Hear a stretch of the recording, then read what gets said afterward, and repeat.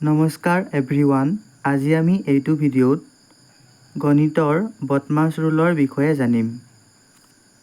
বদমাছ B means brackets বন্ধনী, এইটো হৈছে ফাৰ্ষ্ট বন্ধনী, ছেকেণ্ড বন্ধনী, থাৰ্ড বন্ধনী। অ' মিনছ অফ ৰ, ডি মিনছ ডিভিজন হৰণ, এম মিনছ মাল্টিপ্লিকেশ্যন পূৰণ, এ মিনছ এডিশ্যন যোগ, এছ মিনছ ছাবট্ৰেকশ্যন বিয়োগ। এতিয়া আমি বদমাছ ৰুল ইউজ কৰি এই কুৱেশ্যনটো ছল্ভ কৰিব ট্ৰাই কৰিম।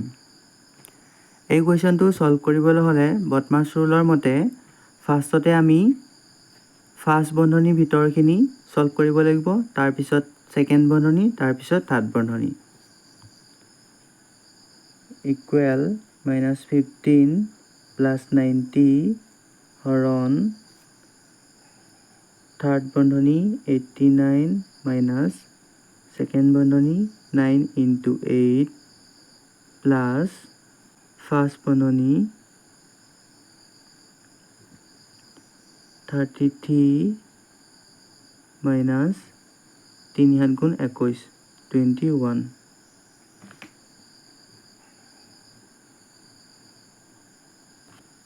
ইকুৱেল -15 + 90 হৰণ থাৰ্ড বন্ধনী 89 minus 9 × 8 plus 33 minus 21 plus 12।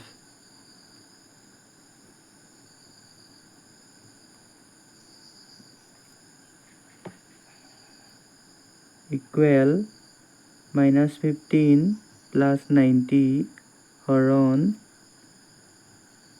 Third bracket 89 minus second bracket 8 × 9 = 72 72 plus 12 bracket close. এইটো নালাগে।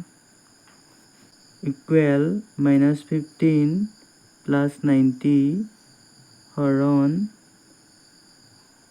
89 মাইনাছ 72 প্লাছ 12 = 84। এতিয়া ছেকেণ্ড বন্ধনীটো উঠি গ'ল, থাকিলে অনলি থাৰ্ড বন্ধনী। ইকুৱেল -15 + 90 হৰণ, এতিয়া থাৰ্ড বন্ধনীটো উঠি যাব, 89 মাইনাছ 84 = 5। Equal -15 plus